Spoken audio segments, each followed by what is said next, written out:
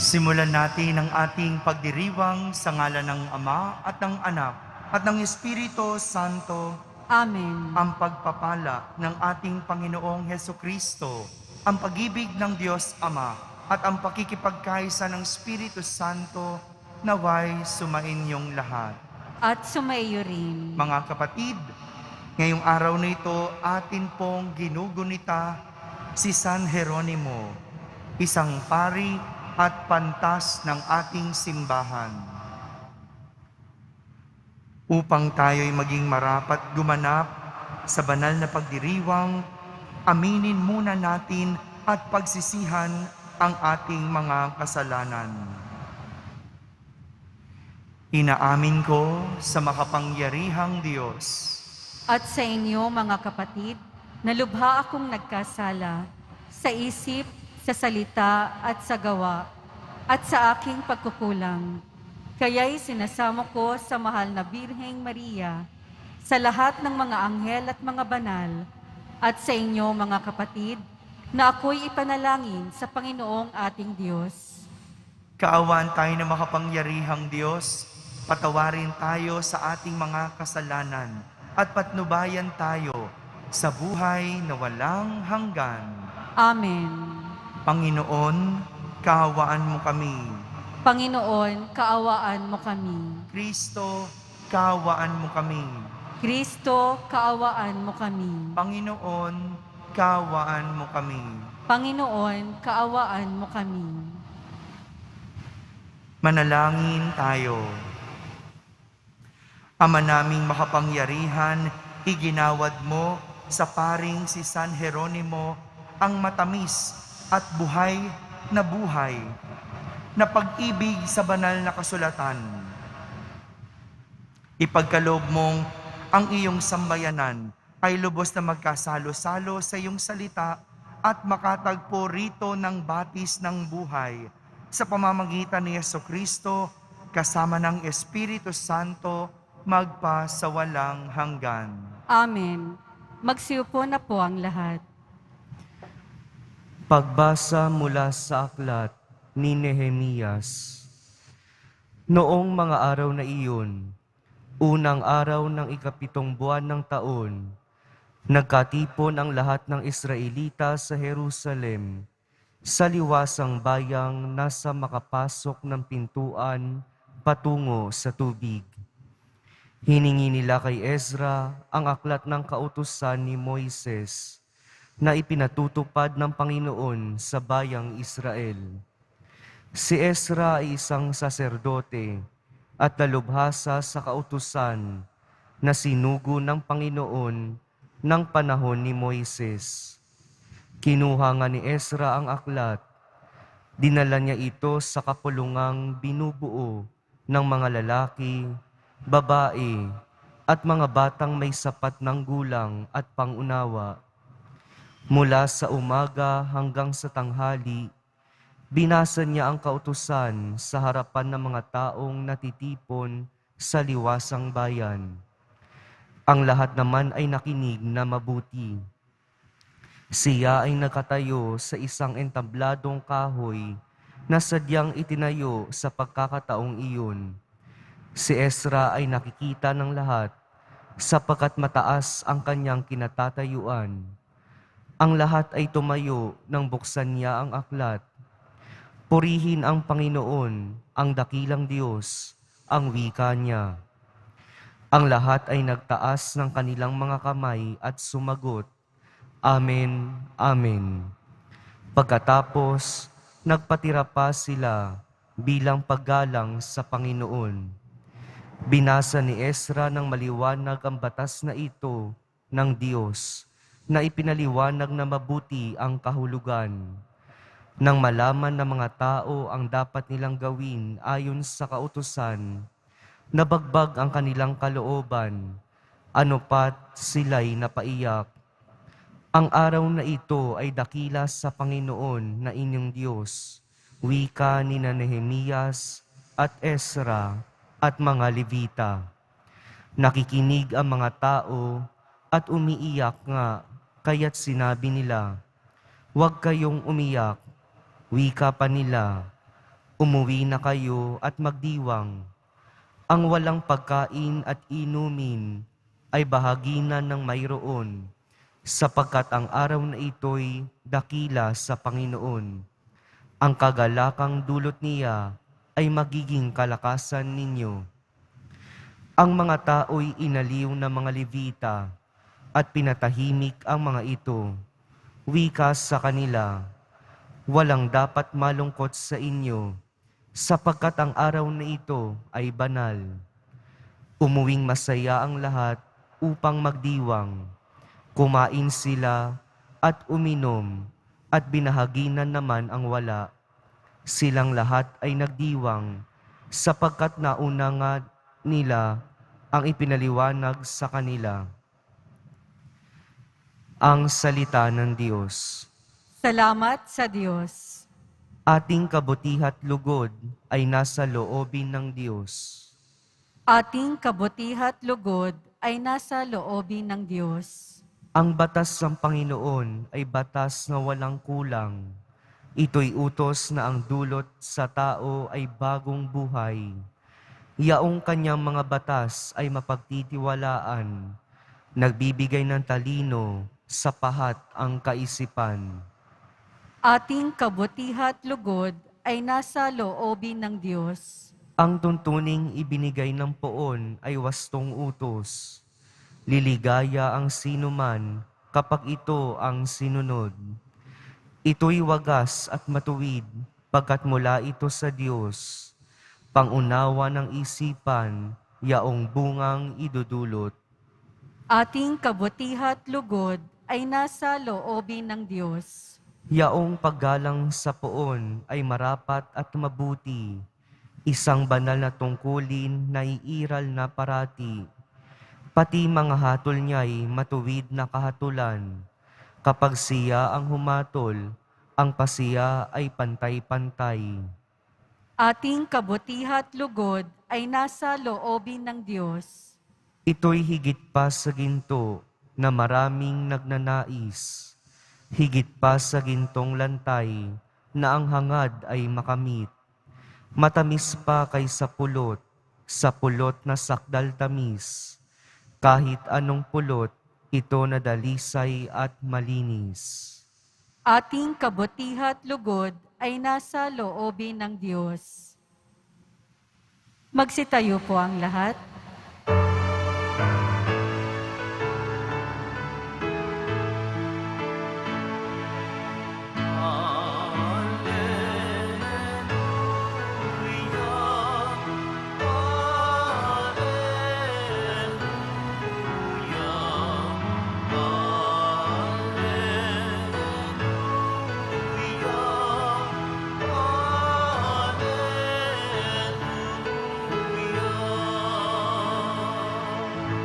Ang Diyos ay maghahari na, talikdan ang tanang sala, manalig sa balita niya. Alleluia,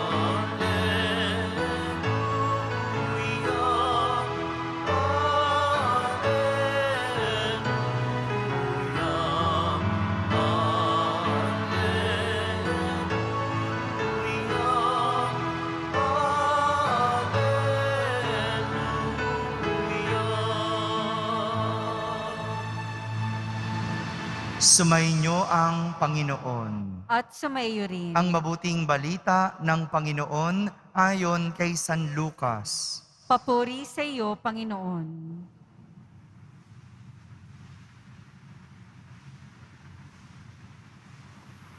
Noong panahong iyon, ang Panginoon ay humirang pa ng 72.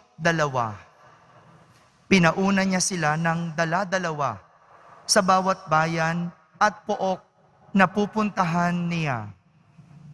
Sinabi niya sa kanila, sagana ang aanihin, ngunit kakaunti ang manggagawa.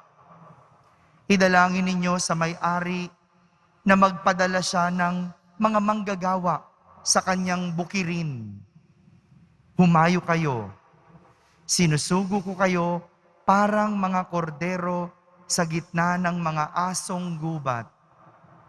Huwag kayong magdala ng lukbutan, supot o panyapak. Huwag na kayong titigil sa daan upang makipagbatian kanino man. Pagpasok ninyo sa alinmang bahay, sabihin muna ninyo, maghari nawa ang kapayapaan sa bahay na ito. Kung maibigin sa kapayapaan ang nakatira roon, sa kanila ang kapayapaan. Ngunit kung hindi, hindi sila magkakamit nito. Manatili kayo sa bahay na inyong tinutuluyan. Kanin ninyo at inumin ang anumang idulot sa inyo, sapagkat ang manggagawa ay may karapatang tumanggap ng kanyang upa. Huwag kayong magpalipat-lipat ng bahay. Kapag tinanggap kayo sa alinmang bayan, kanin ninyo ang anumang ihain sa inyo. Pagalingin ninyo ang mga may sakit doon at sabihin sa bayan, nalalapit na ang paghahari ng Diyos sa inyo. Ngunit sa alinmang bayang hindi tumanggap sa inyo, lumabas kayo sa mga lansangan nito at sabihin ninyo, pati ang alikabok dito na dumikit sa aming mga paa ay ipinapagpag namin bilang babala sa inyo. Ngunit pakatandaan na nalalapit na sa inyo ang paghahari ng Diyos. Sinasabi ko sa inyo, sa araw ng paghuhukom ay higit na mabigat ang kaparusahan ng mga tao sa bayang yaon kaysa dinanas ng mga taga Sodoma. Mga kapatid, ang mabuting balita ng Panginoon. Pinupuri ka namin, Panginoong Heso Kristo. Magsiupo na po ang lahat. Magandang araw po sa inyong lahat. Isang misyon ang nais ni Jesus para sa kanyang mga alagad. Isang misyon. At itong misyon na ito ay nangangailangan ng maraming alagad para maisakatuparan. Kaya naman, humirang si Jesus ng 72 pa na karagdagang mga alagad. Kung meron na siyang 12, humirang pa siya ng 72 na kung saan pinadala niya ng tig-2. Partner, kung baga. No? Kaya kung tutuusin, merong 36 na pares na mga alagad na pinadala ni Jesus sa mga bayang pupuntahan niya. Pinauna niya sila para maghatid ng kapayapaan. Pinauna na para ihanda ang pagdating ni Jesus sa kanilang lugar. Sa misyong ito, kung anong dami ng mga alagad na kailangan, siya namang kabaliktaran ng mga bagay na pinadala ni Jesus. Sapagkat sinabihan ni Jesus ang kanyang mga alagad na huwag silang magdala ng lukbutan, supot o panyapak. Walang dadalhing kahit na anong bagay. Walang dadalhin na kahit na anong material. Dito, ipinakikita ni Jesus na ang tagumpay ng misyon ay wala sa dami ng material na dala, kundi sa bigat ng adhikain.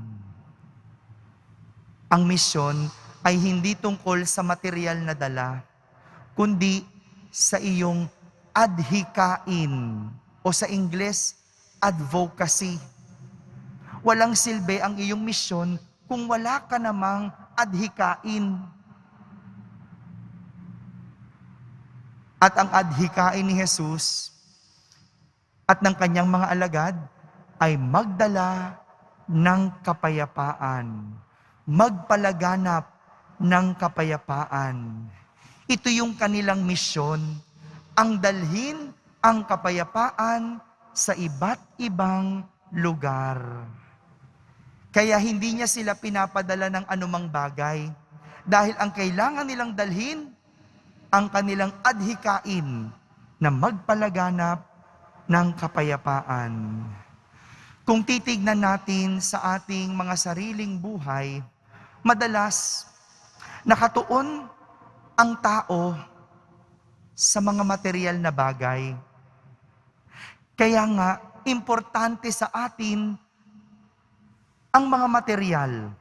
Dahil pakiramdam natin na susukat ang buhay o tinitignan ang tagumpay ng buhay kapag ikaw ay may bahay o lupa, kapag nakabili ka ng sasakyan, o kaya nagkaroon ka ng magarang pamumuhay. Kaya nga, di ba, dito natin binubuhos ang lahat ng ating enerhiya at pinagtatrabahuan. Yung iba nga halos mabaon na sa utang, magkaroon lang ng gamit. Di bali nang walang maisaing, basta mayroong motor. Dahil tinitignan natin ang tagumpay ng buhay base sa material. Pero pansinin po natin, kahit anong dami ng gamit, bakit ang tao hindi makontento? Ang yaman na, pero malungkot pa. Ang dami na, nagkakamkam pa. Ang swerte na, bakit nanloloko pa? O nagloloko pa? May iba, nakamit na at nakuha na ang lahat ng luho, pero bakit parang hindi nakukumpleto? Lahat ito ay dahil walang adhikain, walang advocacy, walang kahulugan ng buhay dahil umiikot lang ang lahat sa material. Kaya ang babaw. Sa halip na hanapin kung ano ang ating misyon, ang pinagtutuunan ay kung ano ang pwede nating maitabi. Mga kapatid, ang tunay na tagumpay ng buhay ay nakikita sa kung ano ang naging nitong kahulugan. Pwedeng ikaw ay naging abogado, yumaman, nagkapera, pero sa huli, wala ka naman talagang pinaglaban, kundi kayamanan. Pwedeng ikaw ay naging doktor, pero nagamot mo man ang sakit ng tao, wala ka namang naitulong sa sakit ng mundo. Pwedeng ikaw ay naging guro at nagtuturo, pero hindi mo naman alam ituro ang pakikipagkapwa-tao. Ang sinasabi sa atin, sa buhay, mayroon tayong misyon. At ang tagumpay ng buhay, hindi nakabase sa material, kundi sa adhikain ng ating misyon. Nakakapagod kung trabaho ka lang ng trabaho. Nakakapagod kung gumigising ka lang lagi na parang wala namang kabuluhan, wala ka namang ipinaglalaban, wala namang pinatutunguhan ang iyong buhay. Pero kung ang buhay ay mayroong misyon, nagkakaroon ito ng malalim na kahulugan. Hindi bang sarap nung babangon ka, hindi lang dahil para magkapera, kundi para itaguyod ang iyong pamilya? Hindi ba ang sarap nung ikaw ay gigising, hindi lang para magdasal o magsimba, kundi para maglingkod sa Diyos? Lahat ng ito, walang kabuluhan sa buhay kung material lang ang ating pinagkakaabalahan. Para magkaroon ng kahulugan ng buhay, alamin ang iyong misyon at ito ang iyong isabuhay. Amen.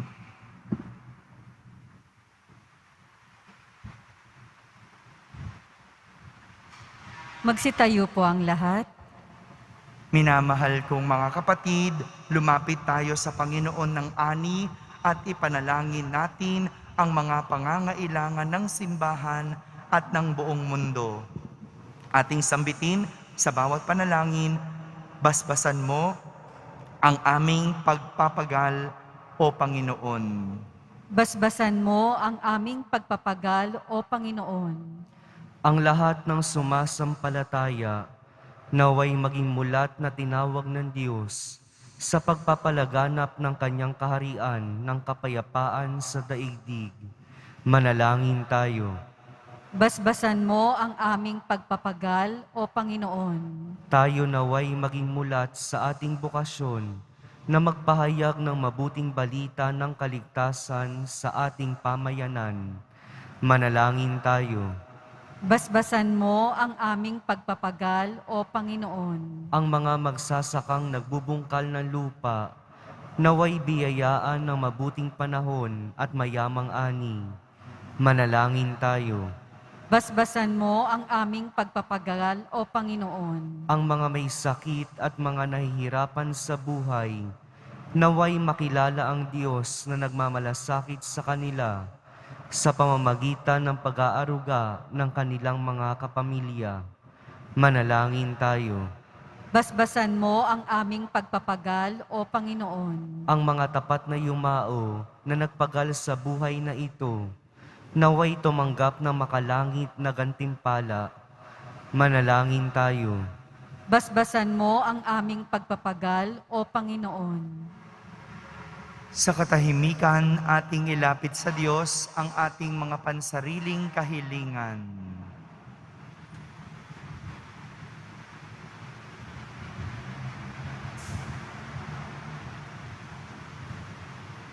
Manalangin tayo.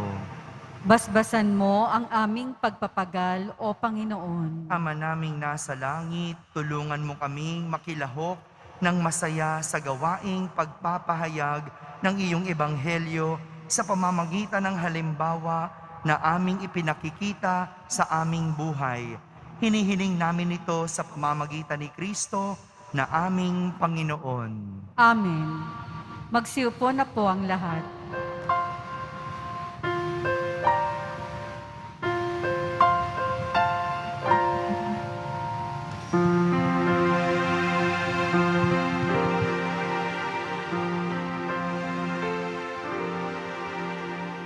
Paghahanda ng alay ay narito mo.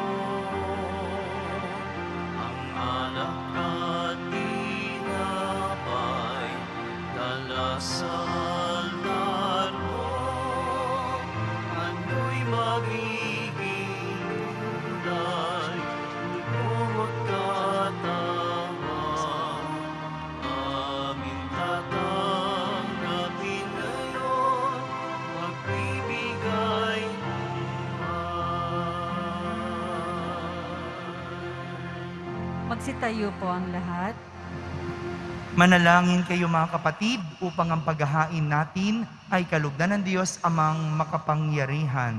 Tanggapin nawa ng Panginoon itong paghahain sa iyong mga kamay, sa kapurihan niya at karangalan, sa ating kapakinabangan at sa buong sambayanan niyang banal. Ama naming lumikha, ipagkaloob mong sa pagsasaloob namin sa iyong salita, alinsunod sa ipinamalas ni San Jeronimong halimbawa, kami naway masiglang makapaghain ng ikinalulugod mong handog para sa kaligtasan namin sa pamamagitan ni Jesucristo kasama ng Espiritu Santo magpa sa walang hanggan. Amen. Sumainyo ang Panginoon. At sumaiyo rin. Itaas sa Diyos ang inyong puso at diwa. Itinaas na namin sa Panginoon. Pasalamatan natin ang Panginoong ating Diyos. Marapat na siya ay pasalamatan. Ama naming makapangyarihan, tunay ngang marapat na ikaw ay aming pasalamatan sa pamamagitan ni Jesucristo na aming Panginoon. Ngayong si San Jeronimo ay pinararangalan sa pamumuhay niyang totoong uliran at pagiging maaasahan sa panunungkulan. Kaya't si Jesucristo na maaasahan sa katapatan ay inihahayag sa pangangasiwa sa sambayanan. Ang malasakit na mga ulirang tagapangasiwa noon ay nagpapatuloy magpahanggang ngayon sa mga panalangin kanilang iniuukol, kaisa ng sambayanan mong dito ay nagtitipon.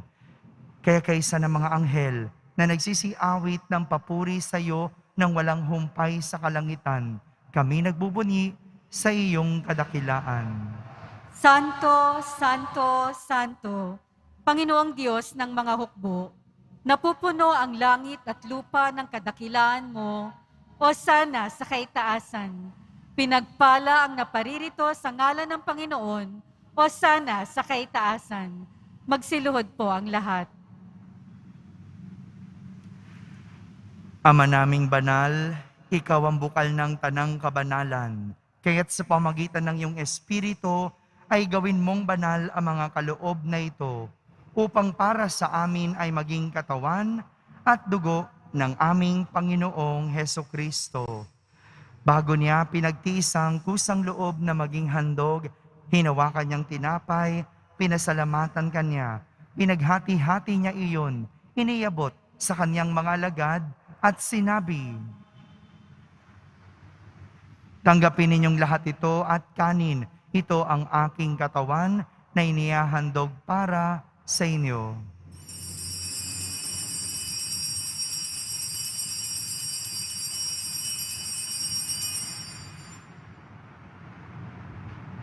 Kaya hindi naman numatapos ang hapunan, hinawakan niyang kalis, muli kanyang pinasalamatan.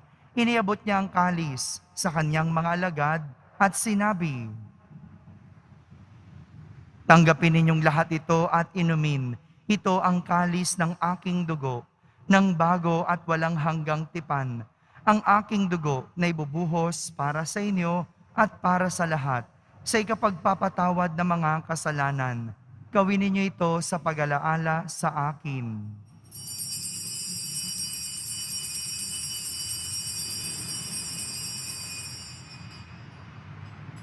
Magsitayo po ang lahat.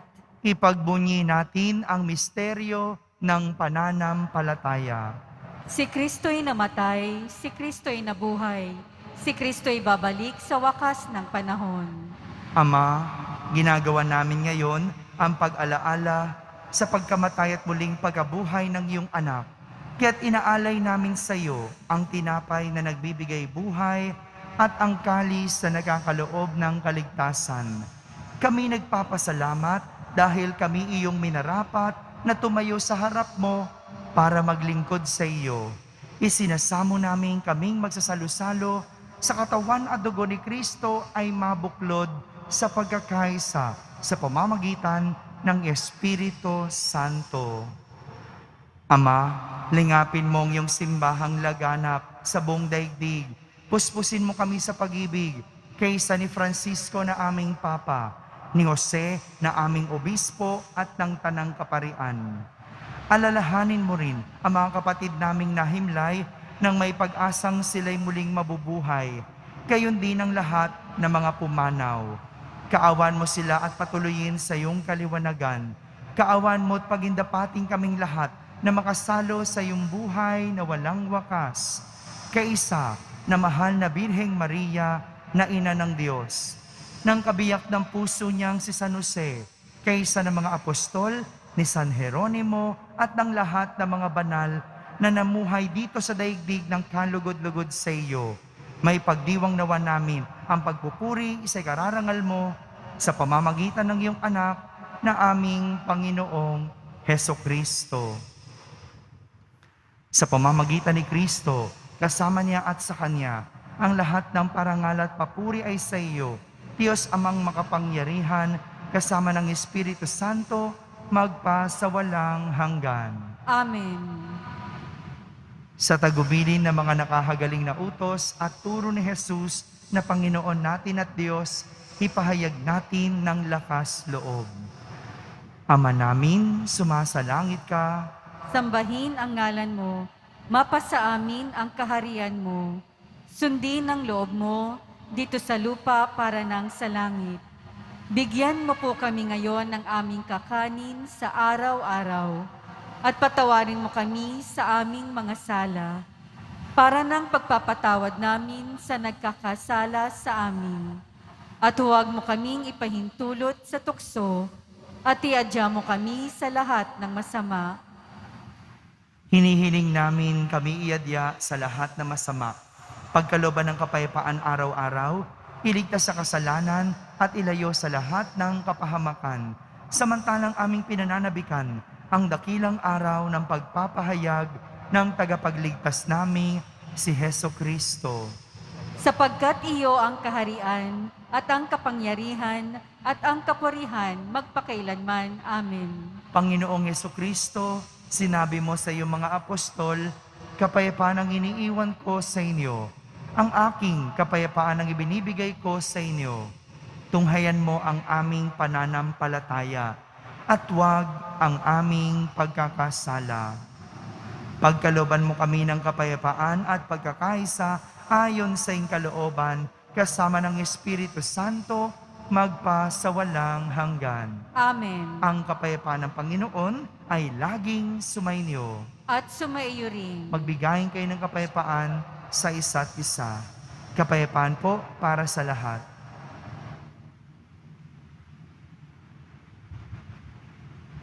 Kordero ng Diyos na nag-aalis ng mga kasalanan ng sanlibutan, maawa ka sa amin.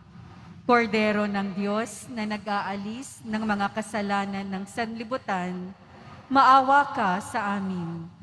Kordero ng Diyos na nag-aalis ng mga kasalanan ng sanlibutan, ipagkaloob mo sa amin ang kapayapaan. Magsiluhod po ang lahat.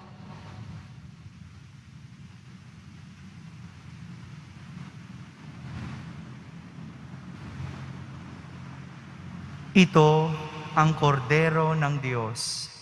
Itong nag-aalis ng mga kasalanan ng sanlibutan. Mapalad ang mga inaaniyahan sa kanyang piging. Panginoon, hindi ako karapat-dapat na magpatuloy sa iyo. Ngunit sa isang salita mo lamang ay gagaling na ako. Ang katawan ni Kristo, Amen.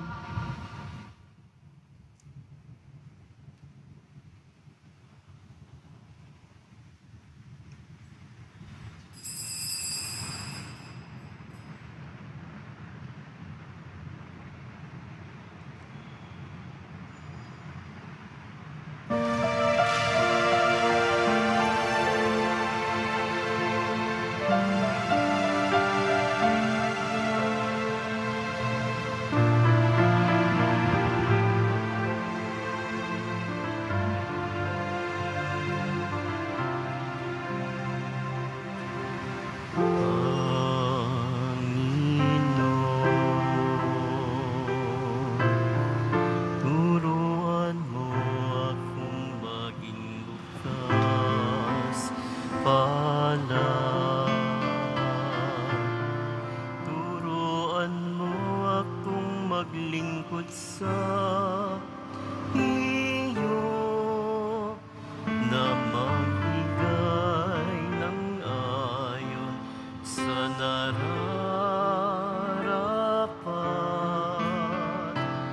na walang hinihintay mula sa'yo.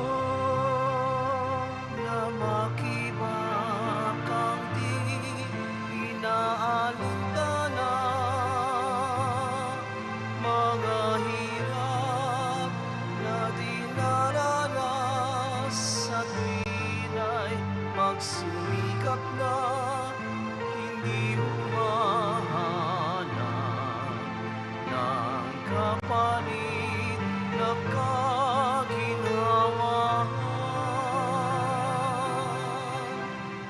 Na di naghihintay kundi ang aking mabatid, na ang loob mo'y siya'y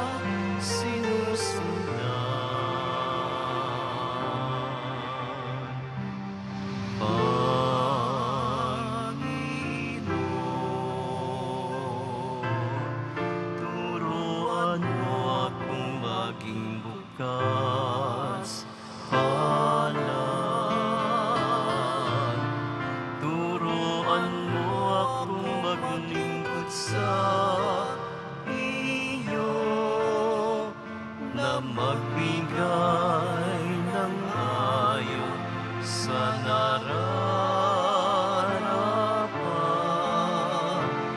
na walang hinihintay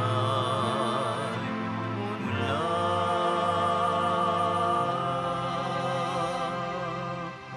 sa'yo.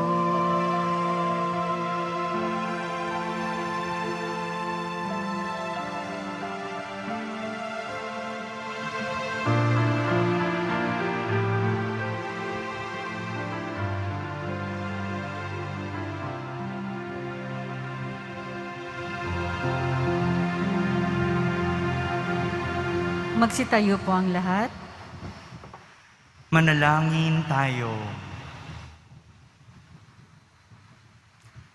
Ama naming mapagmahal, ang banal na pakikinabang namin sa paggunita kay San Jeronimo ay magbunsod nawa upang unawain namin ang mga sinusunod naming banal mong pahayag at sa pagsunod namin ay makamtan ang buhay na walang wakas. Sa pamamagitan ni Jesucristo, kasama ng Espiritu Santo, magpa sa walang hanggan. Amen. Panalangin kay San Roque.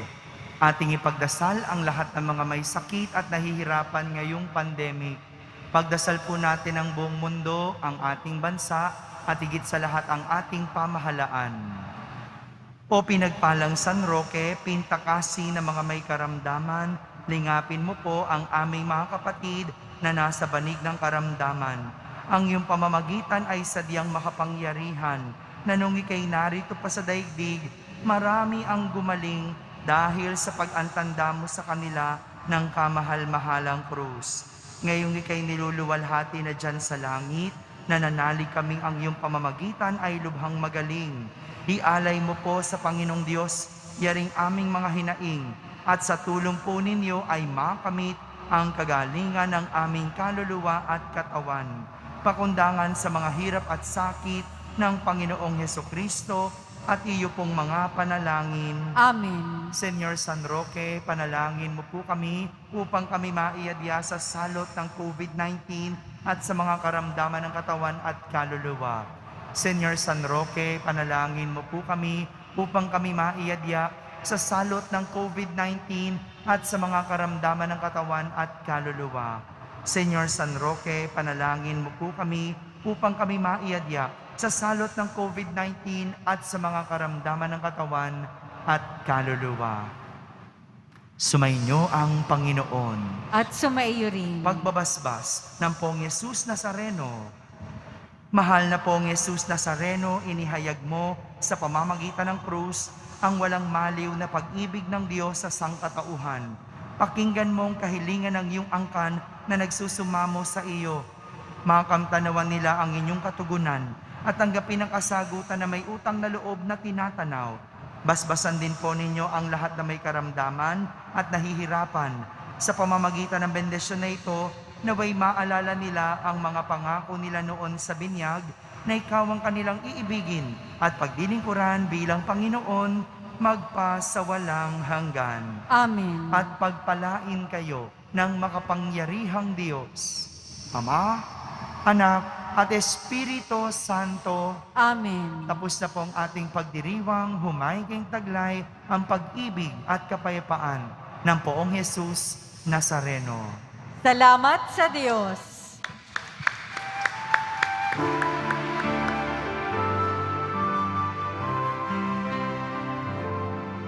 Nuestro Padre Jesus Nazareno, sinasamba ka namin. Pinipinto ka namin, para mo ang aming buhay at kaligtasan. Nuestro Padre Jesus Nazareno, iligtas mo kami sa